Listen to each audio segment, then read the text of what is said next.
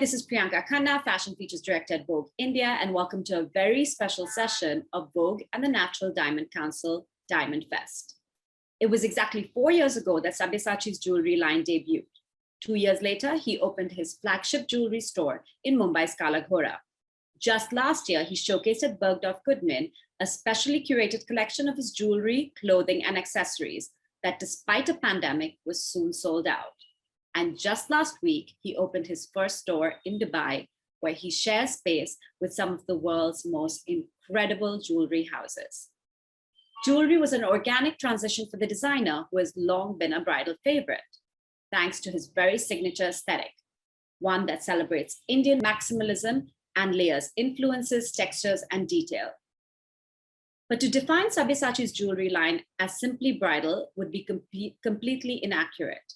His jewelry continues the ethos of pushing boundaries, and to use the hackneyed term, disrupts the very idea of traditional natural diamond jewelry. With its interplay of color, material, and influences, he mixes semi-precious and precious, natural diamonds and colored gemstones with fluidity. Today, we're getting to the very heart of this jewelry line.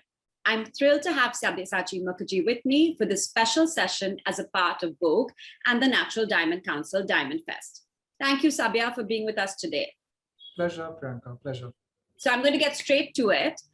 Take us to the beginning. What was your impetus in really starting this line? You know, it was already quite a crowded marketplace. So what prompted you? So Priyanka, this was like coming back home. You know, I started off as a jeweler before I got into clothes. So I used to do a lot of jewelry with plastic, recycled materials, shell, bone, horn. So the business became quite substantial for me. I used to have a monthly turnover of 1,200 rupees. And I remember selling them out of plastic tiffin boxes to hawkers in Calcutta. My mother joined the business, then my cook joined the business, and then we managed to make it into 3,000 rupee turnover per month. And so I remember the first really large necklace that I sold was for 800 rupees. I was very excited. And then, of course, you know, in Calcutta, we had a political transformation called Operation Sunshine, where all the hawkers were removed.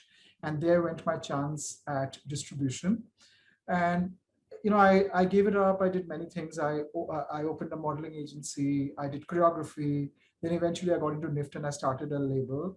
But I told myself that one day when I have position and voice and power, I'll get back into doing jewelry again, because, you know, I love the engineering process of jewelry, and I like gemstones. My grandfather used to buy a lot of jewelry from my grandmother. So my mother inherited a lot of those pieces, especially from a beautiful store in Calcutta called Hamilton. And so the love never left me. And throughout my career, whether it was a very first collaboration that I'd done with Tanishq many, many years ago, to doing something with Forever Mark, to start collaborating with 2-3 jewelers, I've always kind of done a bit of jewelry, and it's always excited me. I've learned a lot through my many collaborations, through a lot of corporates that I've worked with. And because we are a part of the bridal market, I think it is, you know, I just realized one thing, that, you know, it's your WhatsApp display picture and it's what you put on your Instagram that actually defines consumption. And for most girls, it's half bust. So what you actually see is a lot of jewelry, a little bit of clothes, and a lot of makeup. So for us, a natural transgression of the brand would have been clothing, jewelry, and beauty at one point of time. You know, and especially now, given that we're doing everything on Zoom screens, that's really all you see. You know, I could be wearing shorts under this and, you know, nobody would be any wiser. But, you know, I want to go back to the story you once told me, because, you know, your personal connect with jewelry is so incredible. You once told me a story about discovering your favorite diamonds. Your obsession with diamonds started, I think it was at Hamilton in Calcutta. So can you tell us how that experience was, where you saw pieces that really have sort of inspired you through your career? So, you know, the Victorian jewelry, and especially diamond set jewelry, which all over India is still called Bengali Kam, because all the finest karigars of diamond setting jewelry are from Bengal. So my grandfather, who used to own a lot of rice mills, you know, he was quite a showkeen. So he used to buy a lot of things for my mother, for my grandmother. He had fancy cars. He used to buy a lot of jewelry, Banarsi saris. So there was this particular store in Calcutta called Hamilton. And, you know, Hamilton was very big during British occupied India.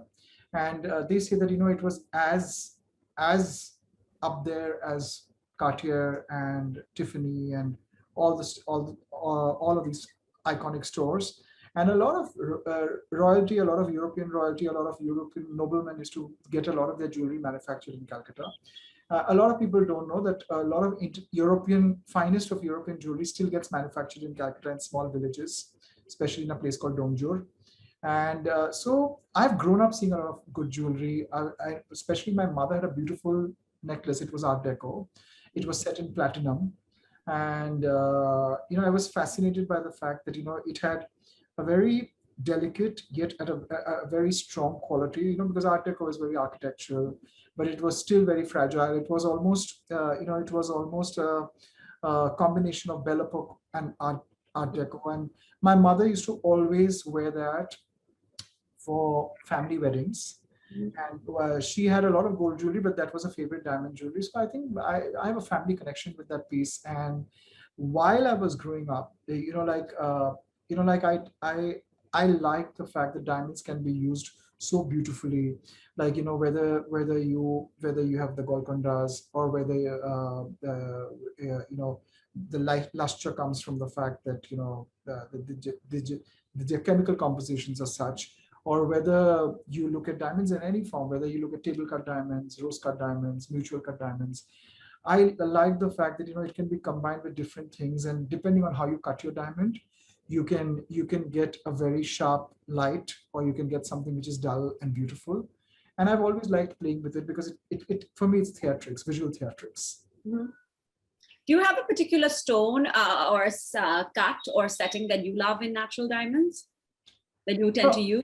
I actually like rose cuts a lot. Mm-hmm. I like old mine cut diamonds because of the fact that the bottom facet is cut, and so that I don't like diamonds which are brilliant.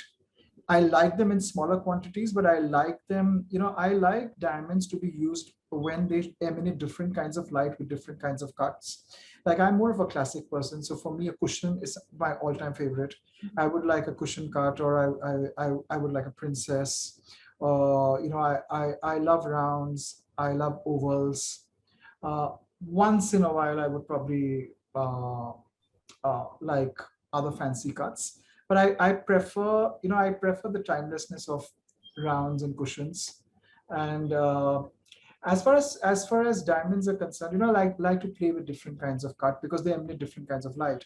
So I'd use a little bit of brilliant with table cut, which almost has no reflection or refraction of light, so that it's dull. It has to be artificially induced with silver foil, or I would probably do rose cuts surrounded with brilliant cuts, and use a little bit of old mine cut also. But having said that, mutual cuts are my favorite because they are one notch lower than brilliant cut. They still have beautiful luster, beautiful shine, but it doesn't dazzle you. It still has that little bit of if diamonds could have patina, it still has that feel of patina. I like the fact that it almost feels like you've discovered it from a treasure hunt at the bottom of the ocean. I love that too. And I think, what's interesting is going back into how you like to play with the diamonds is that is really your signature. That's what makes you stand out, is your interplay of materials and cuts and textures, whether it's your jewelry or whether it's your clothing. So take us through that. Does the cut inspire, does the stone inspire the design, or is it the other way around? And how do you like to mix materials when it comes to your jewelry? So, I'll go back to fashion, and I'll go back to home. I've always admired women who have, who put together looks very effortlessly. One woman who's always been effortless with the style has been Kate Moss. Mm-hmm. Kate Moss, Vanessa Paradis, because, I like the fact that, they beautifully mix high street and low street. So Kate Moss could wear a beautiful couture Chanel jacket, and, she could be wearing it with really, really battered 501s. And she could wear them with Converse, and then she would probably marry them with eclectic jewelry, towel dried hair, just a little bit of mascara, and she looks like $1 million. Mm-hmm. And similarly, when you go to a beautiful home, like, I think a beautiful home is a home where people have, like, I remember going to Parmeshwar Godrej's house for the first time when I had gone with Oprah Winfrey, and I remember that she had the most battered kilims with which nobody would buy because, they had massive craters and holes in them. But she had beautiful furniture, eclectic art. And I like the fact that, when people mix up high and low together, I like homes where they would have a Picasso. Next to the Picasso, there would be probably the children's doodle. Next to it, there would be a family photograph. I like it when, people put the energies of different kinds of things, high, low, expensive, inexpensive, together in a very democratic, effortless fashion. And then that gives rise to confidence, and that is what I think is style. A big learning for me was when I went to Bergdorf. I remember seeing jewelry of a lot of people where they use diamonds with wood, shell, and I remember going to Bergdorf and asking them that, when a customer comes back to you, what are your buyback policies? What do you do? So they were very confused. They said, what do you mean by that? Then I explained to them how India does consumption. Like for India, jewelry is investment first, consumption later. All over the West, it's consumption first and investment later, because they want to buy jewelry that they want to wear. They don't want to buy that to park money. And they said that, people here want to buy jewelry as art. And he said that, Sabya, your jewelry is art. How can you put a price to art? How can you say that, this is what it is? And I came back and I started thinking, I said that, one of my pet peeve about diamond jewelry in India is that we are so stereotypical about the way we do jewelry. So I started this new collection called Tropic of Calcutta, which was inspired by all the flea markets of the world. And where like if you go to St. Owen, you would probably have a rare chandelier, which would be like a baccarat or a Nosler, which would set you back by thousands of euros, probably €500,000. But in the same shop, you would probably find a tin statue, which is for €3. And, that set me thinking that how do I bring energy back into diamond jewelry so that there is investment, but yet at the same time, there is a little bit of playfulness and fun. So I started mixing a lot of things like battered coral, unpolished coral, Basra, South Sea pearls, and then started pushing the boundaries with doing things like peridot, Amazonite.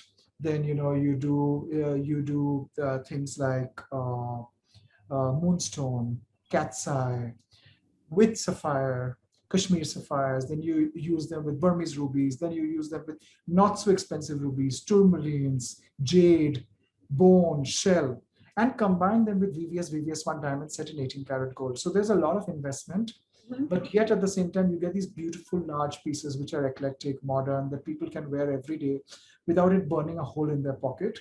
And a lot of, we are opening a store in Dubai. And so we are up there with some of the best in the world. Like, there is, next to me, there's Mikimoto, downstairs, there's Graph.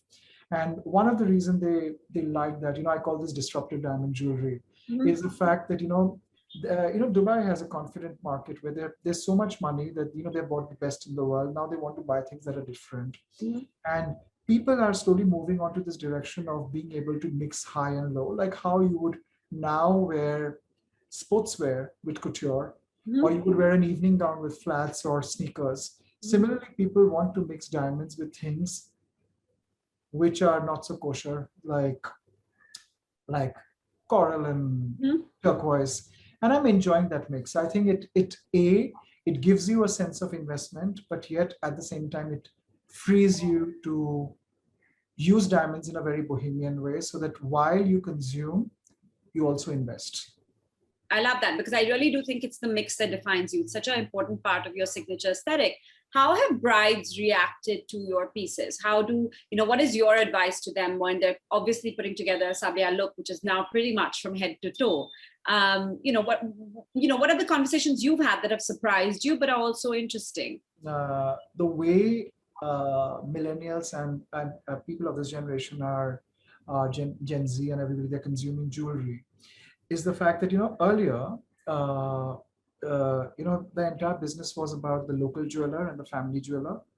But right now, I don't think if you look at the younger generation and if you tell them that, you need to park your money into jewelry, I don't think they're very comfortable doing that, because for them, there's a big shift in the way you look at consumption and look at investment. So for them, they prefer to invest in a quality of life. Gone are the days where you can actually hold on to a job just because it paid you well. Right now, you want everything. You want the Starbucks next to you. You want to be in a great building. You want to have a little time off. You want flexi time, work from home, which has changed the entire job culture all over the world. You want to have flexi time, freedom, holidays. Similarly, like a lot of them want to invest in their mind. They want to invest in experience. They want to invest in travel. If I tell any of my people in my factory that, as a gift, whether do you want a 1 week holiday, or do you want uh, I don't want to take names of brands, but do you want a very important bag? They say no, holiday. Holiday. You want a holiday. So what happens with a lot of people, India at one point of time was a savings economy, while the West was a consumption economy.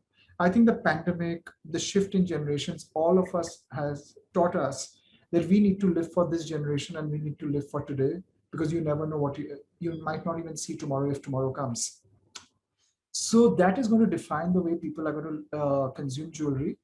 Earlier, it was the parents who used to tell the children what to buy. Now it's the children who are navigating shopping and telling the parents what to buy. They have so much information at their doorstep, so that it's the children who are leading the brand. And I think while jewelry is such a part of Indian culture that it's never going to go away, thankfully. But people don't want to just buy jewelry and keep it in their lockers. They want to buy jewelry and they want to wear it with everything. People ask me that, I'm buying this piece of jewelry for my wedding. How can I wear it with a dress? How can I wear it with a t-shirt? When I want to go to the West, I can't always wear Indian clothes. Do you think I can wear a pair of chandbalis with my blazer? So I think people, what the beautiful thing about Indian jewelry is that it only occupies 10 to 15% of your body space, while Indian clothing would occupy about 70 to 80% of your body space. So when you're traveling abroad and you want to have a cosmopolitan mix, you want to be a part of a global identity, yet at the same time you want to preserve your own identity. Accessories like handbags, jewelry, maybe a little bindi, or maybe something that's Indian, or a little bit of a tattoo or a henna, or a charm bracelet, it helps you preserve your identity. So a lot of people are right now going in for jewelry that has a feel of India, but can also translate globally with global clothing. Because today you don't even know where you're going to be based anymore. Everybody's become a global citizen. People are traveling all over the world. Kids are getting educated outside. There's such a free mix of culture on Instagram, on social media, that I think the new generation is going to look at jewelry that is multicultural and that has multidimensional attributes of wearability. So they don't want to just buy expensive pieces that they want to keep in a vault, because they would rather use that money to buy a car that they can use every day, or a home that they can enjoy every day. So what they will do is they will now try to find more expressions of investment that can be enjoyed every day. And it's a good thing. It's a good thing for new language of jewelry to come into the country.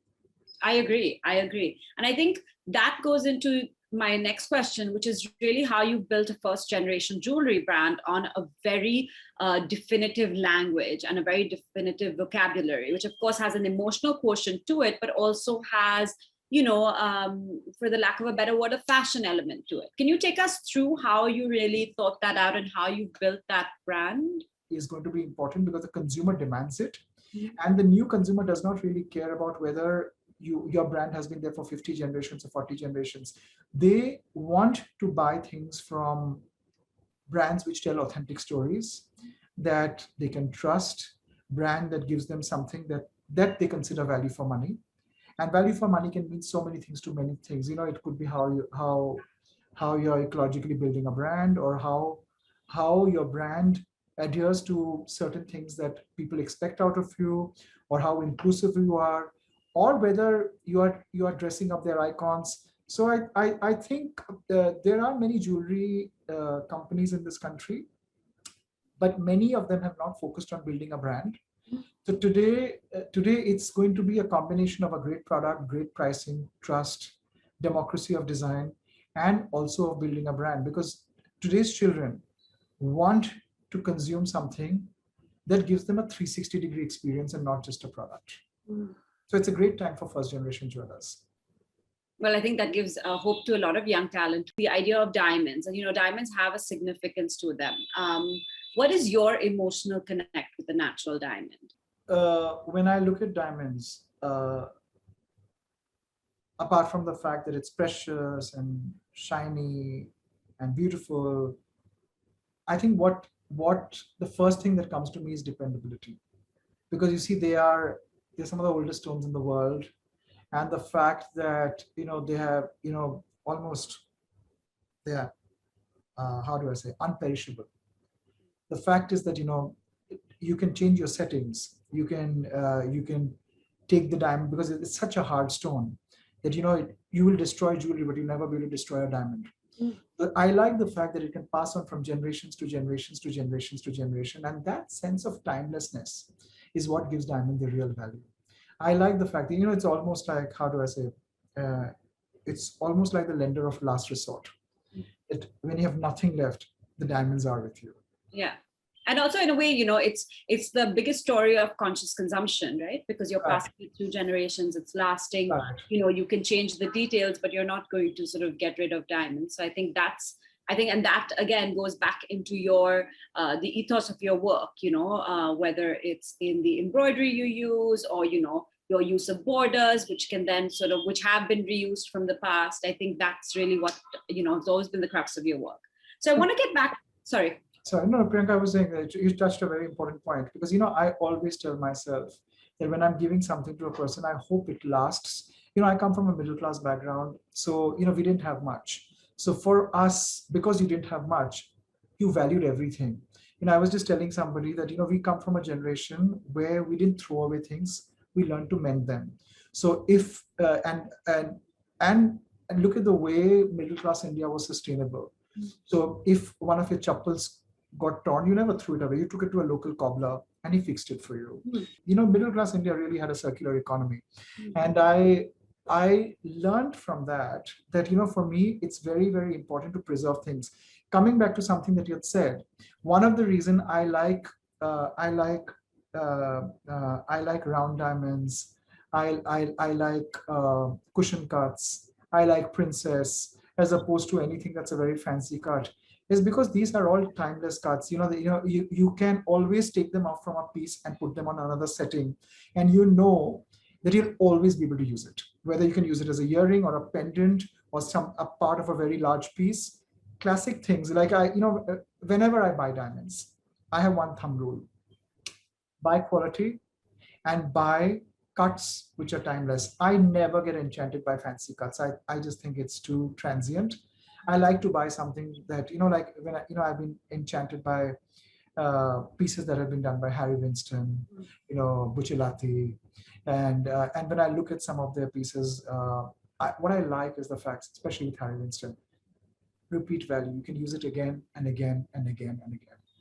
And they don't look dated, right? You can wear a Harry Winston piece from 60 years ago today, and it would still look as contemporary.